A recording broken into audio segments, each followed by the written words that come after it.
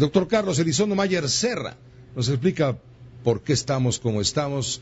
Doctor, este tema rápidamente le damos una paseada. El sistema anticorrupción va a pasar un año todavía hasta que se pongan de acuerdo en la emisión de la ley secundaria que permita operar. Ya sabemos el qué, ahora hay que definir el cómo para echar a andar esto. ¿Y tú crees que esto aguante?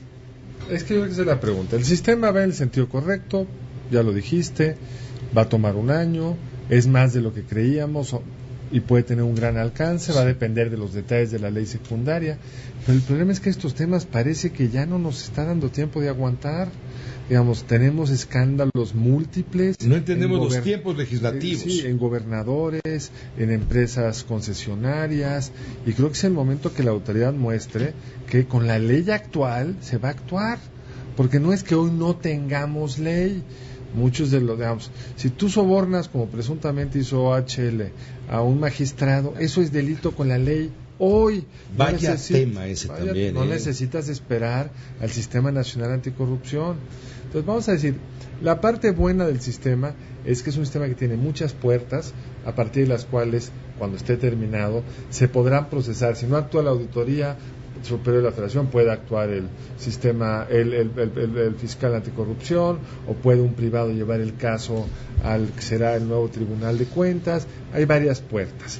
Hoy la puerta central la tiene la Procuraduría, y no creo que haya hecho el trabajo que se requiere cuando se sabe de acusaciones desde las de Moreira. Recordarás tú que sabemos por Estados Unidos toda una serie de ilícitos que se cometieron, y en México no ha pasado nada. Vamos al caso de OHL. ¿Cuál es el problema de fondo ahí? ¿Cuál es el problema de fondo? Sí, porque está en las noticias. Hoy se habló de que las acciones de las nuevas grabaciones divulgadas ayer que involucran a magistrados sin mencionar nombres, etcétera, pues le pegó muy duro a las acciones de esta empresa española, OHL, bajaron mucho. Incluso la Secretaría de Comunicaciones y Transportes está solicitando a la Secretaría de la Función Pública una auditoría para determinar si los contratos realizados por esta empresa OHL con el gobierno del Estado de México, por ejemplo, se dieron en el marco de la legalidad o si hubo violaciones. Es un asunto muy complicado. ¿Tú cómo lo ves así, digamos, en perspectiva y de bulto?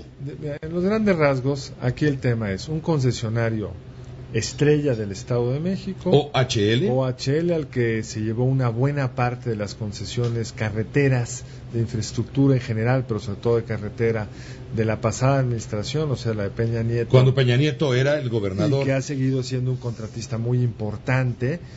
Pues ha habido una serie de revelaciones en audios. Bueno, ellos hicieron el famoso viaducto bicentenario, no sé cómo se llama, que es una especie de segundo piso a continuación del segundo piso de la Ciudad de México. Exactamente. Ahora, ¿qué es lo que se dice, Pepe, que es el problema, digamos? Hay como la información que no ha sido validada, no sabemos los contratos, no ha habido un estudio independiente que nos muestre hasta dónde, pero que a estas obras, tanto al circuito mexiquense exterior como al viaducto, se le han pasado sobrecostos de obras que no se han ejecutado.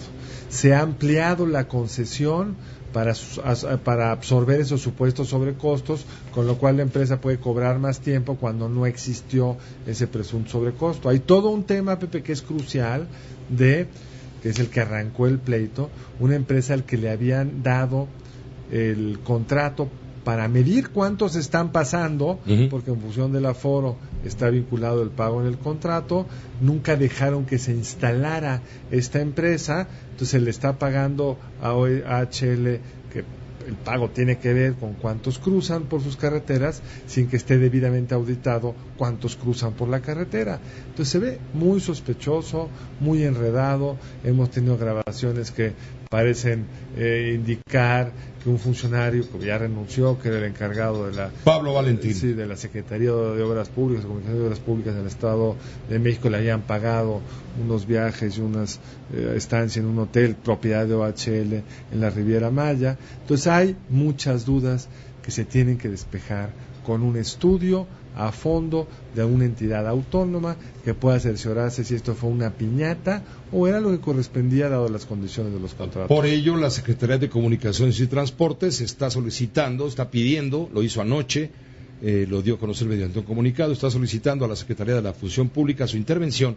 para dictaminar, auditar cada uno de esos contratos tan cuestionados, si es que se dieron o no en un marco de legalidad. Quizá habría que empezar porque se hagan públicos los contratos, así tú o yo los podemos auditar, que se ponga en la página de internet de la Secretaría de la Función Pública cuál es la naturaleza de los contratos, por qué se modificaron, cuánto se le ha pagado a la Secretaría y que no a la empresa, y que no solo sea la Secretaría la que haga el estudio, porque luego la Secretaría son estudios muy formalistas y donde no se mete a veces a la sustancia. Arriba de todo esto, como representante de esta empresa de capital español en México, está José Andrés de Oteiza.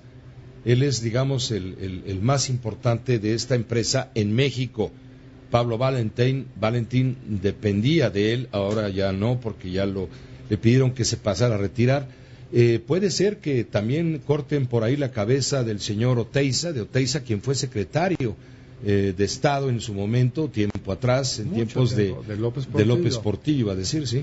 Él era el secretario de Patrimonio y Fomento Industrial. Cuando todavía se llamaba así.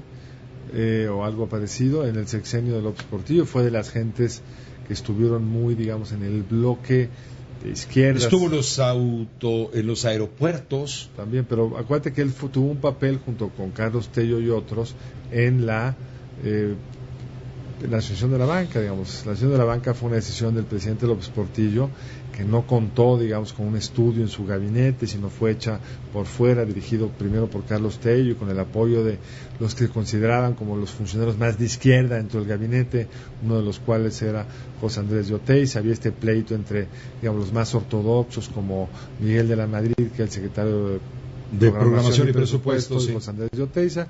José Andrés de Oteiza luego se retiró de la función pública, ha tenido una carrera muy exitosa privada encabezando OHL.